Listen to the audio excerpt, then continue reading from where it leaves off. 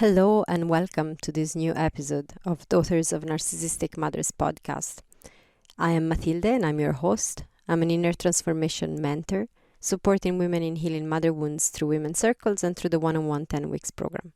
To know more about these offerings, you can check out my website, womenreclaimingtheirfullness.me. Now, today I thought I'd do a little bit of a different episode. I want to speak about an experience I've had last weekend, and the reason I want to speak to this experience is because it is a real life example as to how the mother wounds we carry, the trauma that we carry within as we have experienced maternal narcissistic abuse can actually impact our life, our everyday life, how that happens, and the process that we may go through. And also I want to share this with you because I've been doing this work for a while. I've been working on myself and healing for about 20 years now. And the work is not about getting to a place where things don't affect you anymore and triggers aren't actually there anymore. Because a lot of the times I know when I'm talking to clients and women contact me, they're like, oh, I've been doing this work and still things get triggered within my system. And I'm like, yeah, that's going to happen. That's actually that part of you that got wounded, that got hurt, that got traumatized will still come back. That coping strategy will still knock at the door even once you've realized that that's there. And the continuous journey is to keep moving through the layers, because each time that we go through a realization, that we get an insight as to how this works, that we do maybe some somatic therapy, we do some trauma therapy, we do whatever work you're doing with this, sometimes talk therapy, it's part of it too. Anytime that we get an insight when we do this work, we are moving through a layer, and then there's another layer in underneath, and we go deeper and deeper and deeper, and each time that we go deeper through a layer, we actually get a little bit more in touch with our real self, and we get liberated a little bit more. So it's not a journey that has actually a very specific end point, an end destination, and you're like, okay, once I reach that point, I have completed this and I'm done and I never have to do it again. My experience hasn't been like that at all. And actually, when I thought that it should have been like that, so when I used to think that it should have been a point where all of this was done and behind me, those moments were not very happy moments, because there was a lot of judging myself and beating myself up for still maybe getting triggered at times, and still feeling a level of hurt and pain and emotions that sometimes I don't know how to cope with moments, and that I have to go to the tools that I have to bring myself back to a place where I'm feeling good. So that's why I want to share this experience I've had during the weekend, which it's really a real life example. As you know, if you've listened to this podcast for a while, you know I don't actually really go too much in my personal. I do bring my personal experience, but I don't do episodes on that, because it's all about this podcast is about you, and is about giving you tools and ways to understand better what you're going through, and to deal with it, and to heal powerfully, reclaiming yourself, reclaiming your life, reclaiming the fullness of who you are, reclaiming your identity. But I feel that this experience is worth sharing, because it's gonna the hope, the intention behind sharing this is to inspire you, and to also, if you're going through situations like this and you ever feel like, oh, I've done so much work and I still get triggered, and still I find certain things very difficult, very challenging, and maybe that I'm not actually doing the work right, you're doing amazing. You are actually doing amazing. Remember that the first step in everything that I share. In every process that I share, the first step is always the same, and it's awareness. So when you feel the discomfort, when you're aware of what's going on, that is where you know you're 100% on track, and it's to be celebrated. So to get to what I want to talk about, last Saturday, we, as a family, myself, my husband, and my 2 daughters, we went to Belfast, which it's about 3 hours drive from where we live, and we went to an informal meetup, an informal book signing with an author that I love deeply. Her books have been incredibly important in my life. I read most of her books, not all of them yet. I still have some in my list of books that I want to read, but I have read most of her books, and they've been really amazing for me. They've really helped me so much that one of my daughters is actually named after one of the characters from this author's books. So we went to meet Maria V. Snyder, and it was an amazing experience. It really was. She's a wonderful person to meet in person, to meet face to face, like super open, friendly, lovely. We were all really comfortable throughout the meeting, and it was really, really amazing. I didn't know what to expect. I had no idea. I've never even been to a book signing before. I've always lived in places where these events were very much out of reach. As in, I would have had to travel a lot, and a lot of the times I didn't have the means to do that. So this was the first time, and so I really didn't know what to expect. But the experience was wonderful. It really was, and I'll get to it in a minute. But the thing that was interesting for me to observe, was the process to get to experience this.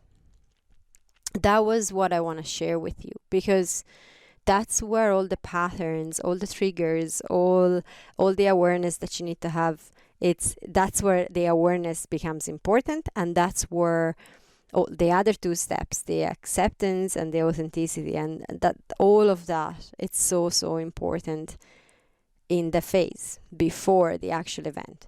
So I think I may have seen on Maria's Instagram profile that she was coming to Belfast maybe about 2 weeks ago, and I remember, first of all, I saw that, and clearly there was a part of me that wanted to go, because I shared this with my husband. I mentioned, I was like, oh wow, there is this author that I really like, and my husband knows, he knows the passion that I have for all these books and stuff, and he immediately was like, do you want to go?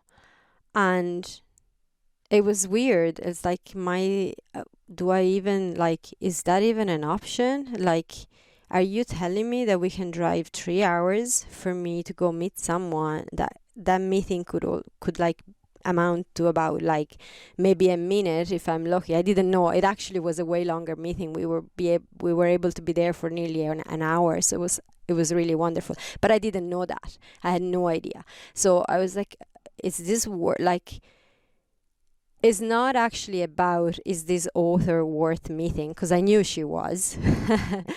And it is not, so it's not about the other person. It's very much about me. It's do I deserve to do this entire trip just for me to fulfill this desire to go meet this person? So that was the first obstacle. It's whoa, I don't deserve this. That's too much. And I want to clarify here, my husband would have never been the person that would have told me that I don't deserve to go and do something like that for myself. So this was completely coming from within. This is the thing that was completely coming from within.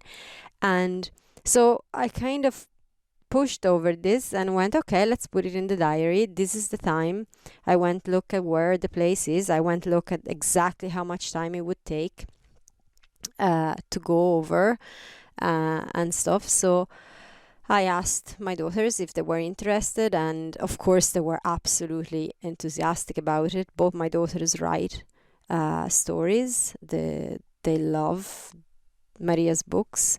As like the one daughter that is named after one of the characters was like absolutely incredibly excited about meeting the person that wrote the story that she just has read so many times that that person has her name. So it was really they were really enthusiastic, and still there was a part of me that was just still I could feel it, had the handbrake on. It was like, does it really? I mean, it's 3 hours. Like, we'd be in the car 6 hours, and again, the brain, that part of us that doesn't feel deserving of such an experience, will bring up a series of incredibly rational points that make a lot of sense to put a limitation to us. You know, like, it makes no sense to drive 6 hours for a 2 minutes thing.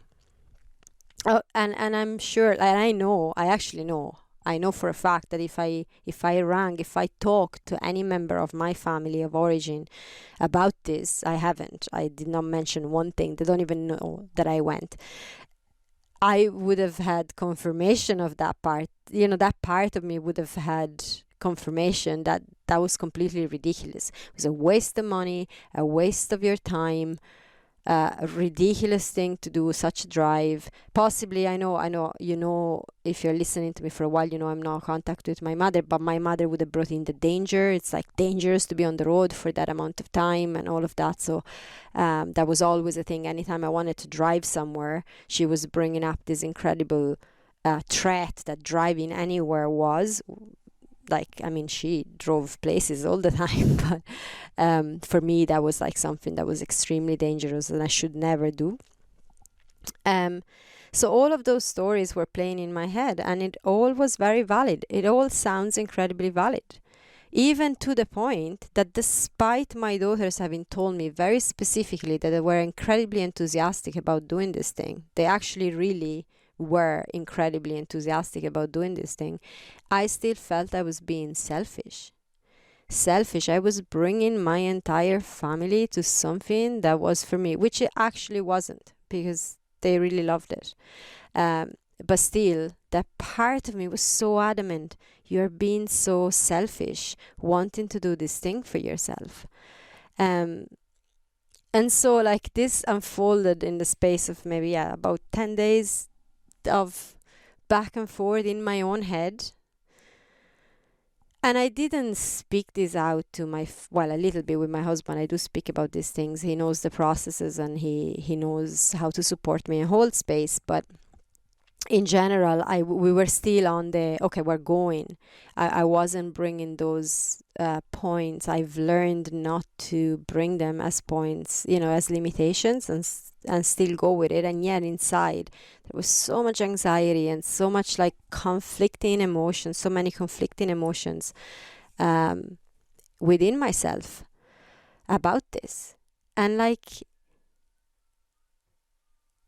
yeah, it was very interesting for me to observe all of that. So fast forward all the way to the day before going. So we're going. Okay, we're going. I've reconfirmed several times with my husband. I was like, are you really sure we're doing this? Are you really sure we're doing this? I even actually commented on a post of Maria saying, okay, we're going. I'm bringing my daughters to see you, because it was like, okay, putting it out there makes a commitment, so that part of me that actually just still wants to pull the handbrake, I mean, has no excuses. I've made a commitment with this person now. I'm saying I'm going. And when we went somewhere else on Friday, and our car on the way back decided to overheat, and it seemed like there was an issue, like a serious issue that could have effectively blown the entire engine if we decided to take a drive the next day. So this, like, we were about maybe 8 or 9 in the evening facing this thing, going, okay, the car is broken, like we can't actually go. And that part of my system that had the handbrake on nearly celebrated and went, yay, you see, you now have the perfect excuse not to do this. It's not even your fault. Like, I mean, the car just went. So this is confirmation, or like, I know in the past I would have even called it fate. Now I sort of have a very, I don't want to, whatever you believe, and I am totally respectful of your beliefs, so don't take this is very much a personal take. I've moved from believing that things that happen were up to fate into actually realizing that a lot of the stuff comes really from patterns and coping strategies.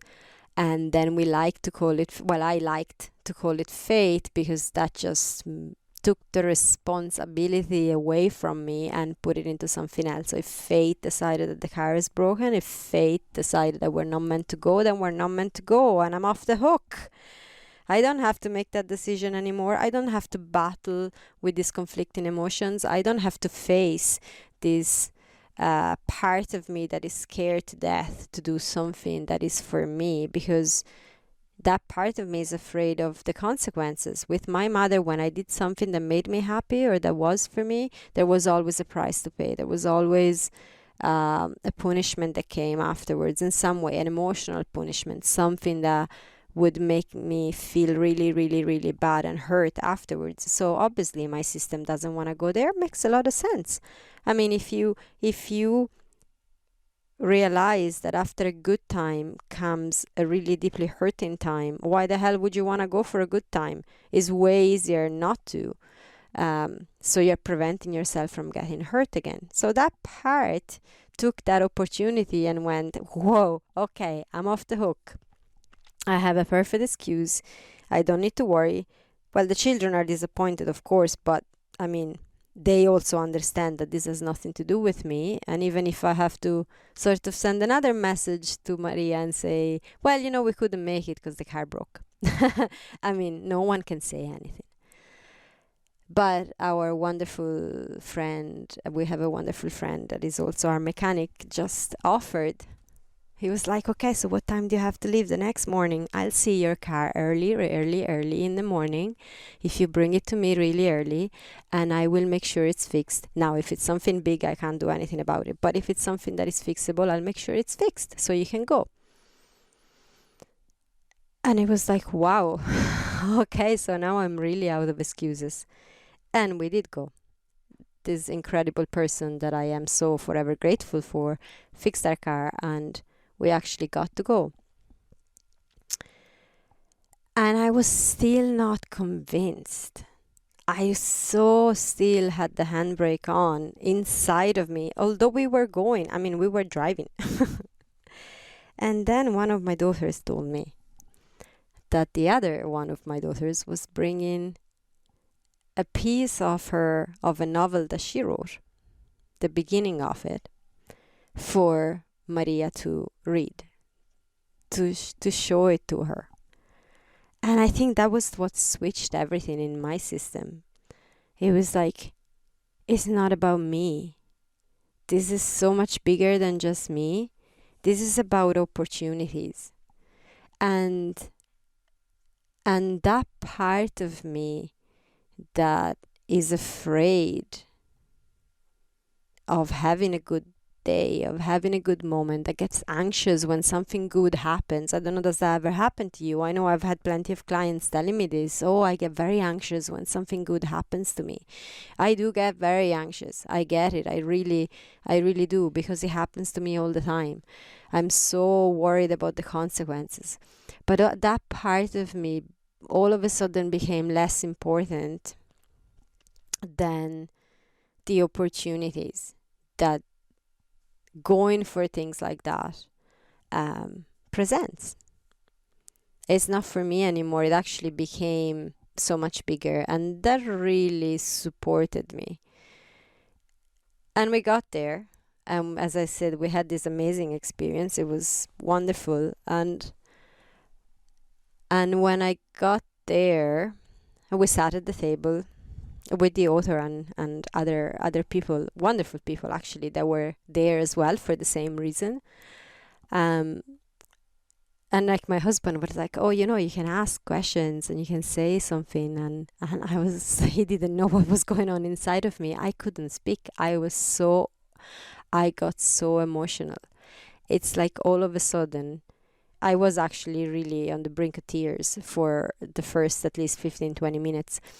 And it just being there and hearing Maria speaking and seeing my daughters interacting with her and with the other people that were there, and it brought it back for me, the incredible relevance that the books that I've read have had for me. I've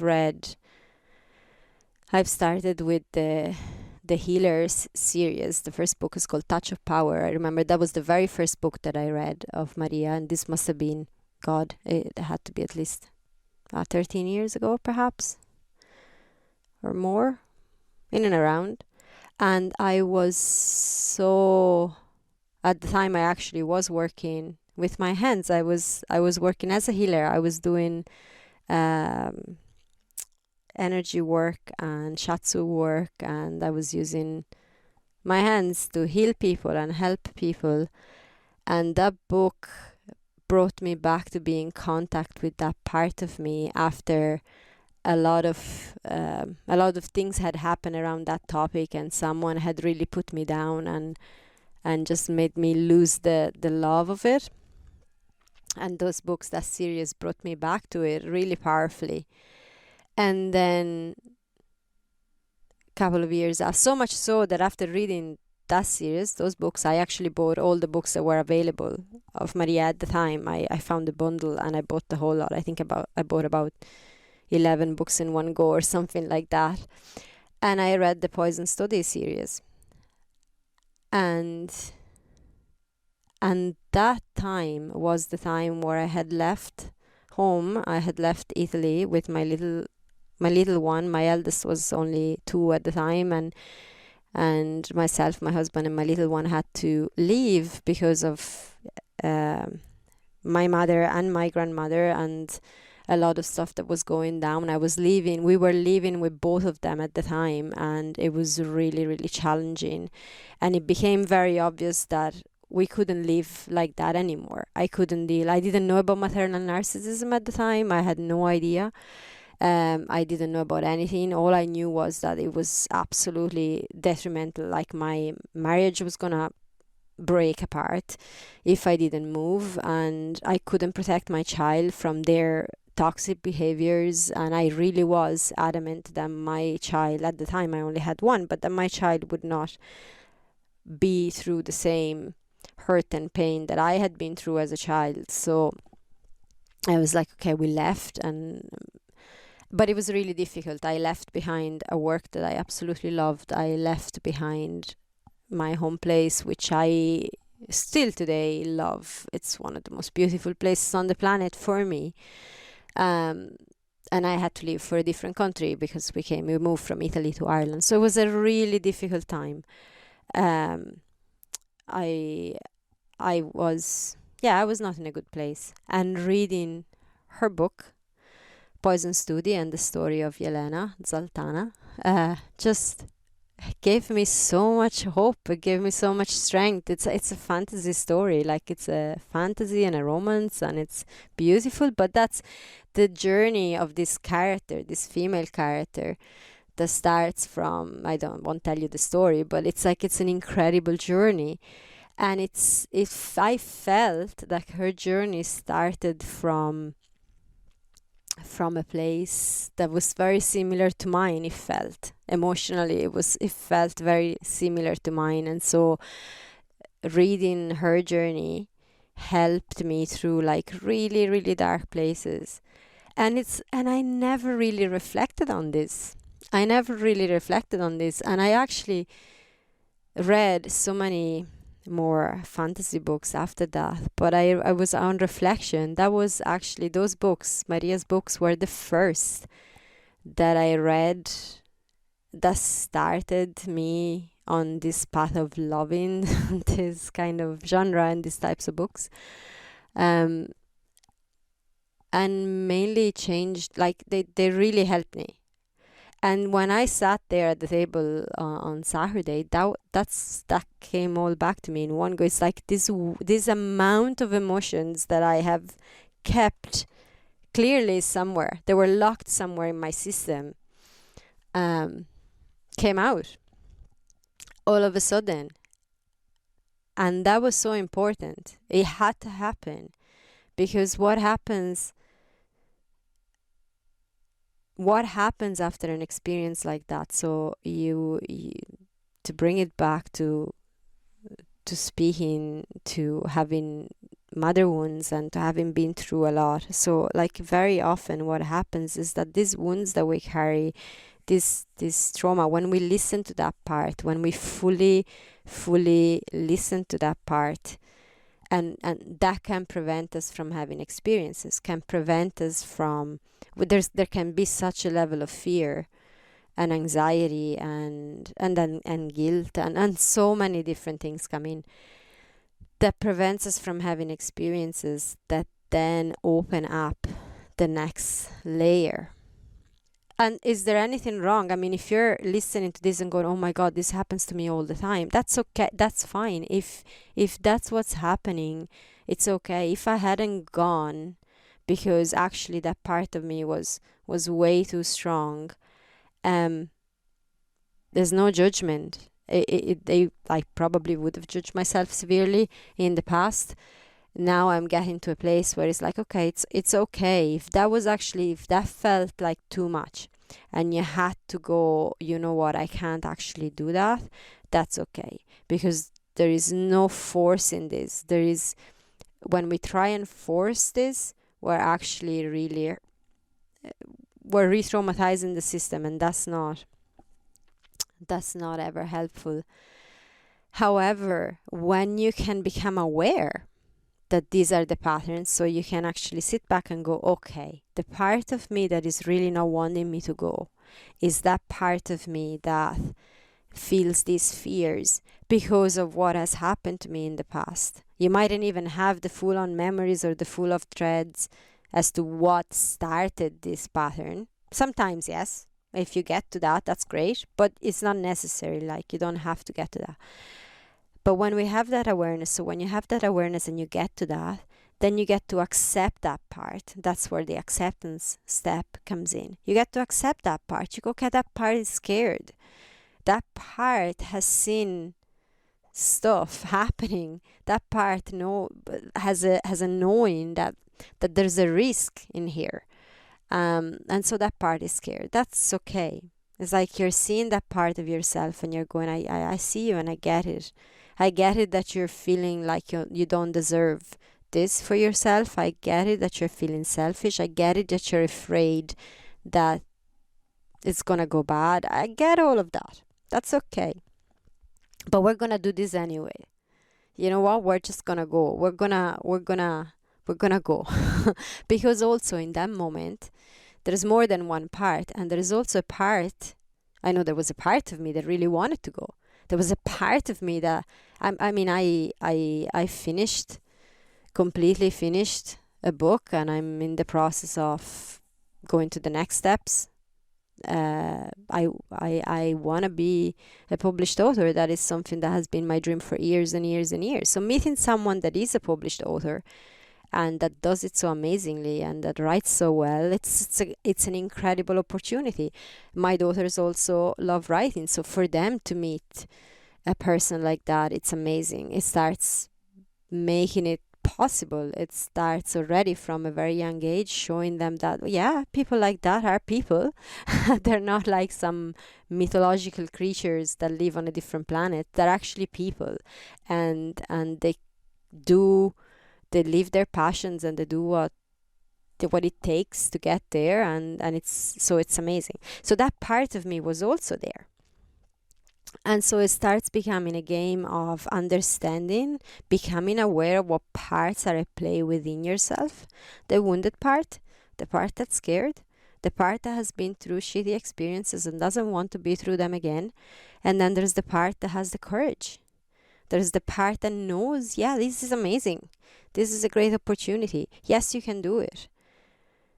All those parts are there. And sometimes we can feel that one is predominant.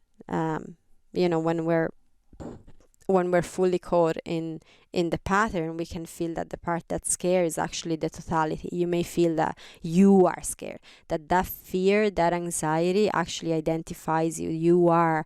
Defines you. You are that person that is so anxious and so frightened and so scared. But that's not actually how it is. You are not your anxiety. You are not your fears. You are not your mother wounds. None of that defines you. That's a part of you that sometimes get very loud. For sure.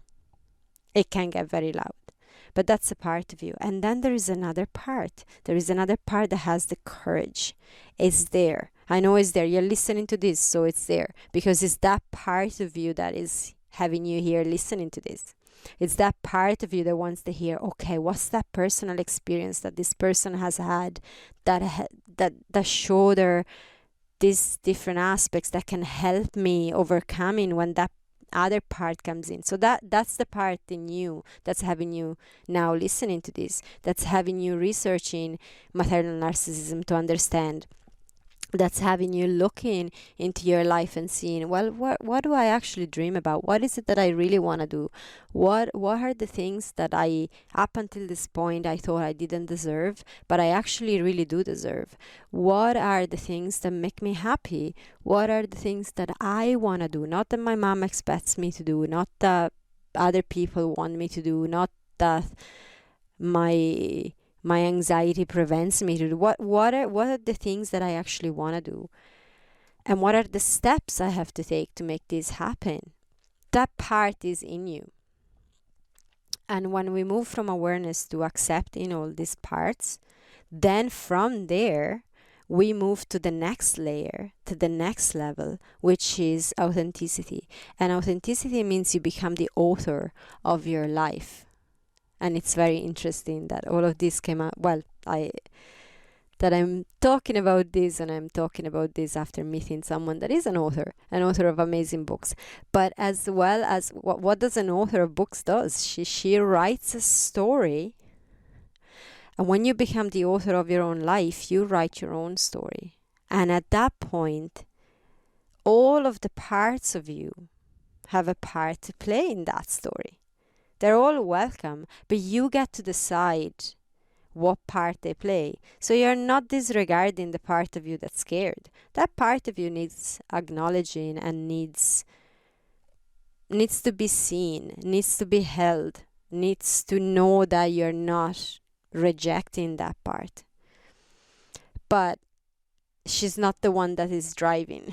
She's not the one in the driving seat. She's not going to be the protagonist of that story. And that's okay.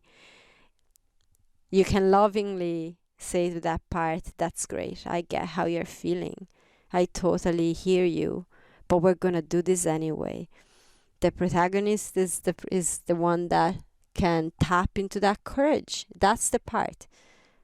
And that's the part that moves forward and takes the steps that are necessary. And all of those parts make you who you are, your identity. Very often when we're talking about reclaiming an identity, we're talking about letting go of a bunch of stuff to get a whole bunch of new things that describe you. And well, I suppose words can be interpreted in many ways, but what I have observed is that when we're focusing very much on letting go of a bunch of stuff, we're actually rejecting parts of ourselves that are there. And yes, maybe they wouldn't have been there if you didn't have the trauma and the wounds and all of that, but they are there nonetheless. I was reflecting literally during this weekend after this incredible experience, because going there in the end and having this experience with this incredible person I got to meet and feel so blessed that I have met, unlocked a whole heap of inspiration and a whole heap of reflections for myself. So again, when we move through the awareness of the pattern, then the acceptance of the parts, and then into authenticity, we're moving to a next level, and we access and tap into inspiration. So what I was reflecting on was that something that for me is so essential. Like it actually drives pretty much every work I do. It drives my writing in novels. It drives my work here with the podcast when I write the episodes. It drives my work in the women's circles. It drives my work in a one-on-one when I'm talking to one-on-one clients. It drives my parenting.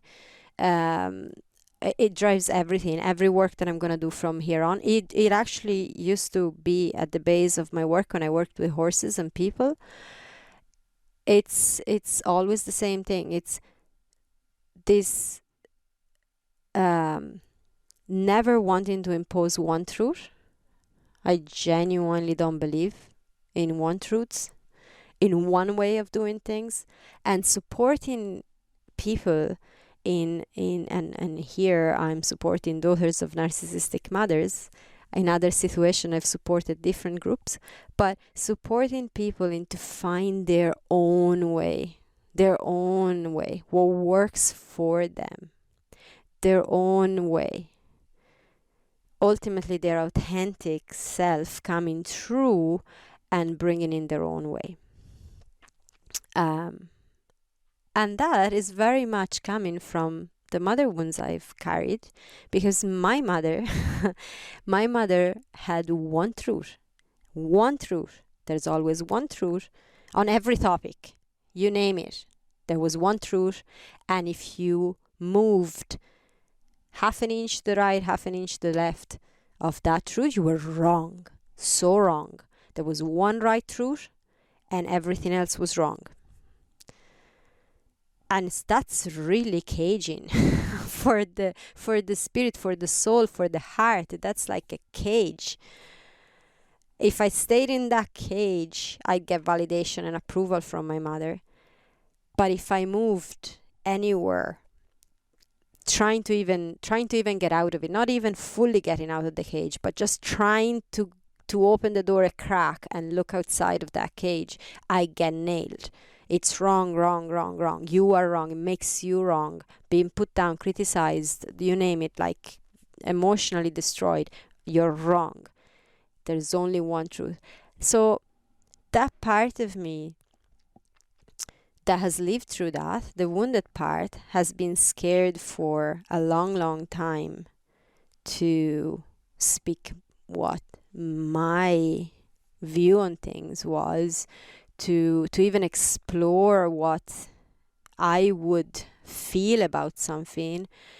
I always needed, for a very long time, I needed, and there's that part of me that comes on every now and again as well, still, needing approval and validation from some kind of person that I decided was in authority. So maybe about some teacher, some person that had done it before me or whatever, someone that would validate my view, and only then I would speak to it.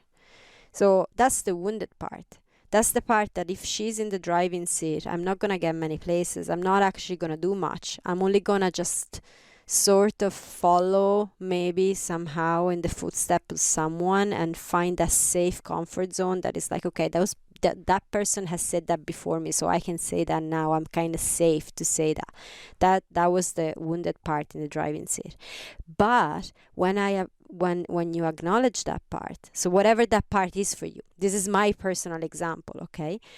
That part acknowledged becomes a strength, becomes a superpower, because now it's fueling the mission of my life, which is actually supporting people finding their own truth. So acknowledging that, okay, I'm scared to speak my truth. I'm scared to even look for my truth. I'm scared to acknowledge that I might have a truth. That's the wound.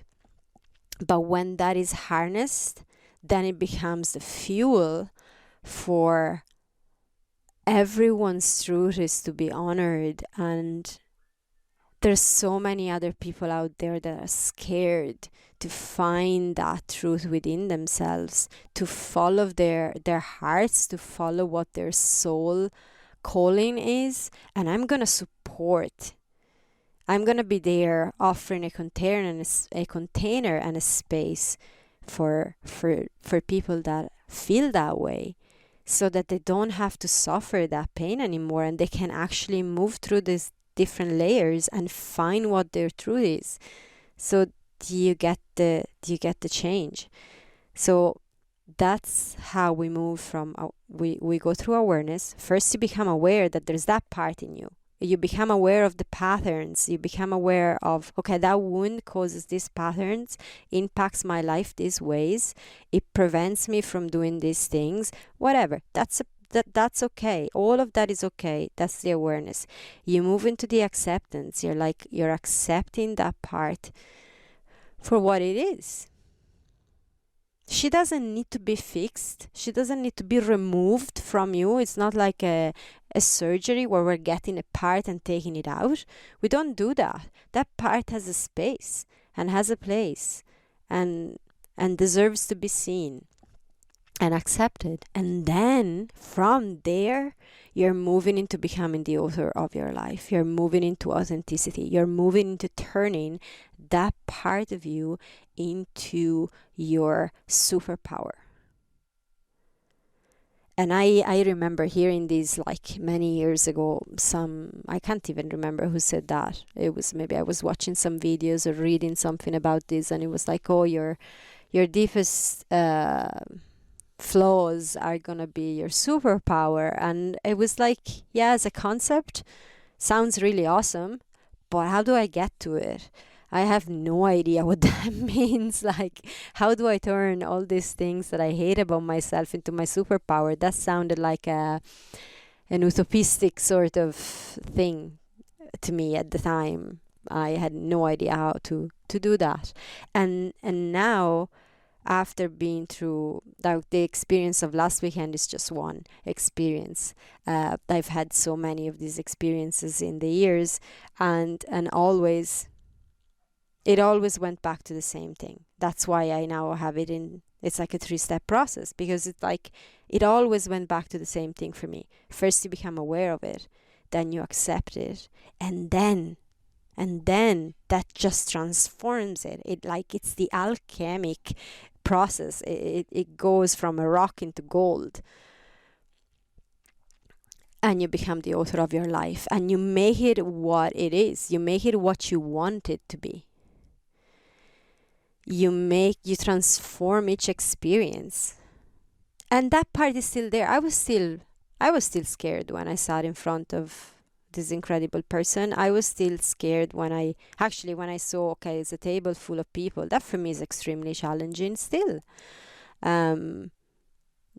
The full of people that I don't know. I don't feel in control. I have no idea how this is gonna go. I have no idea what's expected of me. I'm also here with my daughter, so I need to be in a certain way, because I don't want them to take on those patterns. I don't want them to be scared when they're seeing a table full of people, because why would you want to be scared? There's no need. So, but I know that part is in me. So it's like throughout the entire experience, from the first moment that I read that Maria Wiesneider was going to be in Belfast, to the point where I sat in front of her, to the entire experience, and even the afterwards, I had to hold that part that was scared by the hand and go, I know you're here.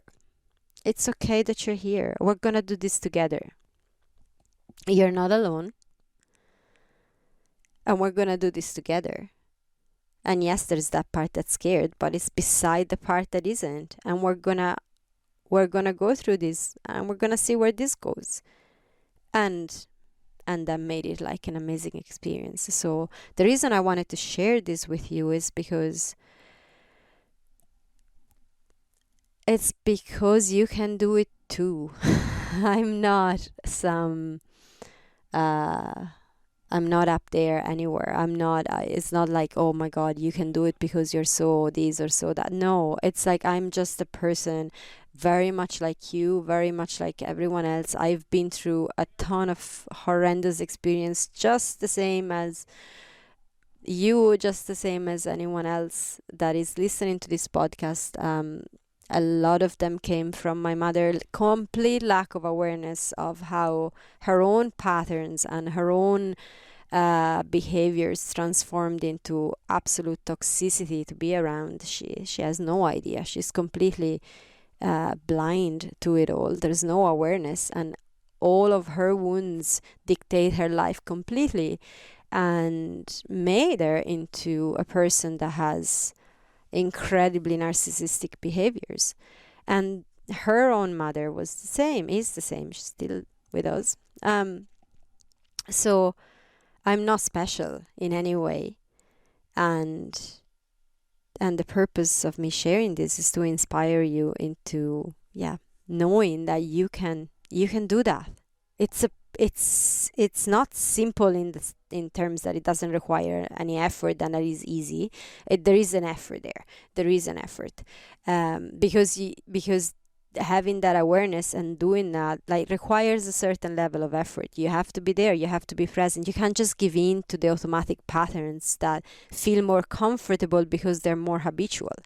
Those are the patterns that we just go with all the time because they've kept us safe growing up. So there's an easy, it feels superficially easier to fall and collapse and to go with the patterns. So there is an effort. There is a practice. There are skills that can be learned. All of this, all that I'm sharing with you, get into to the awareness, get into the acceptance, and get into become the author of your life, get into the authenticity. All of these are skills that can be practiced and learned. That's what I've done. Thankfully, I've had amazing mentors and guides along the way that helped me through it. With the right support, you can learn all of that and then make it your own. Get this process, and as I said, there isn't one way to go about things. There isn't one truth. This is my experience. What you can do then with this, when you practice and learn it, you make it your own process. You maybe change the words in words that resonate more with you. Make it your own. Design your own steps that you're going through. Find your own ways to go through it, to go through the process, and that's how you become the author of your life. That's how you reclaim your fullness, you reclaim your identity, you reclaim yourself, not as a bunch of things that you think that define you, but as the real you that comes up, comes out, comes to the surface, and then you live from there. And it's a much different life. It's a much different life from there. I know it is. I really have had enough experiences of it at this point. At the beginning, there were just glimpses in an ocean of coping strategies and very unhelpful patterns. There were like glimmers, little glimpses of what it could be to live from a different place. But now those experiences have become more and more and more the majority.